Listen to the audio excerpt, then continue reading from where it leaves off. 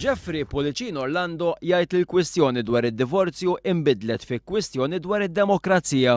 Is-suġġett kien trattat ukoll mill-editorjal tal-lum ta' The Times li deskriva l-pożizzjoni tal-Partit Nazzjonalista bħala waħda ta' konvenjenza aktar milli ta' konvinzjoni. L-editorjal ta' The Times bħal dak tal-bieraħ ta' The Sunday Times jgħid li l-Partit Nazzjonalista għandu jirrevedi d-deċiżjoni li ħa.